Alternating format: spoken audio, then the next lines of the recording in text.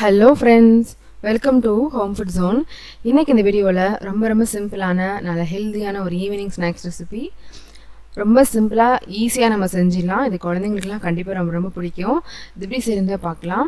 இது செய்கிறதுக்கு ஒரு மிக்சிங் பவுலில் 1.5 கப் அளவுக்கு மட்டை அரிசி எடுத்திருக்கேன். நார்மலாக அந்த கேரளா ரைஸ்ன்னு சொல்லுவாங்க இல்லையா, அந்த அரிசி.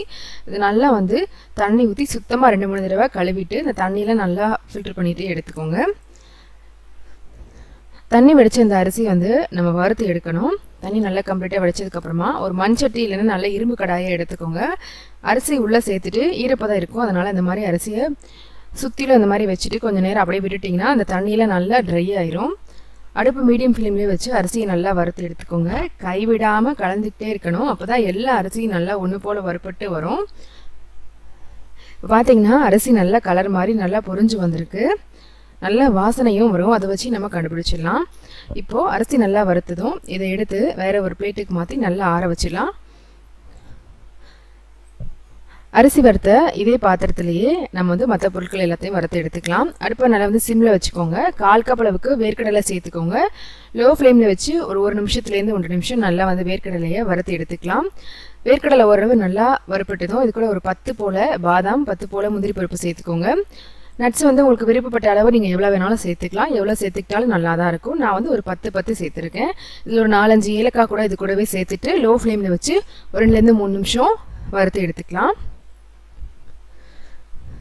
நல்லா முந்திரி பாதாம்லாம் வறுப்பட்டதும் இதையும் எடுத்து நம்ம நல்லா ஆற வச்சுக்கலாம். எண்ணெய் நெய் எதுவுமே சேர்க்க தேவையில்லை, வெறுமனே நம்ம வறுத்து எடுத்தாலே போதும். இப்போ நல்லா ஆறின அரிசியை ஒரு மிக்ஸ் ஜாரில் போட்டுக்கோங்க. நல்லா பெரிய ஜாராக எடுத்துக்கோங்க, அப்போ தான் அரைக்கிறதுக்கு ஈஸியாக இருக்கும். இதை நல்லா ஃபைன் பவுடராக அரைச்சிக்கோங்க. எந்த அளவுக்கு நல்லா ஃபைன் பவுடராக அரைக்க முடியுமோ அரைச்சிக்கோங்க. இப்போ இது கூடவே நம்ம வறுத்தெடுத்த வேர்க்கடலையும் நட்ஸையும் சேர்த்து இதை நம்ம அரைச்சி எடுத்துக்கலாம். நல்லா ஃபைன் பவுடராக அரைச்சி எடுத்ததுக்கப்புறமா இது கூட 1 கப் அளவுக்கு நல்லா ஃபுல்லாக தேங்காய் எடுத்து சேர்த்துக்கோங்க. தேங்காய் நல்லா பொடிசு துருவின தேங்காய் 1 கப் அளவு சேர்த்துட்டு 1/2 கப் அளவுக்கு வெல்லம் இல்லைன்னா நாட்டு சக்கரை நல்லா பொடிசு துருவி சேர்த்துக்கோங்க. முதல்ல இதை கரண்டி வச்சு நல்லா மிக்ஸ் பண்ணி விட்டுக்கோங்க, அப்போ தான் ஈஸியாக இருக்கும். நம்ம கரண்டி வச்சு நல்லா வெள்ளத்தை எல்லா பக்கமும் படுற மாதிரி ஒரு தடவை மிக்ஸ் பண்ணி விட்டுட்டு இந்த மாதிரி திரும்பவும் மிக்சியில் பல்ஸில் வச்சு 2-3 சுற்று அரைச்சி எடுத்துருந்தீங்கன்னா உங்களுக்கு கரெக்டாக கையில் பிடிச்சி உருண்டை பிடிக்கிற பக்குவத்துக்கு வந்துடும். இப்போ இதை ஒரு பவுலில் மாற்றிக்கலாம். நல்லா ஒரு தடவை திரும்பவும் பிசைஞ்சு விட்டுக்கோங்க.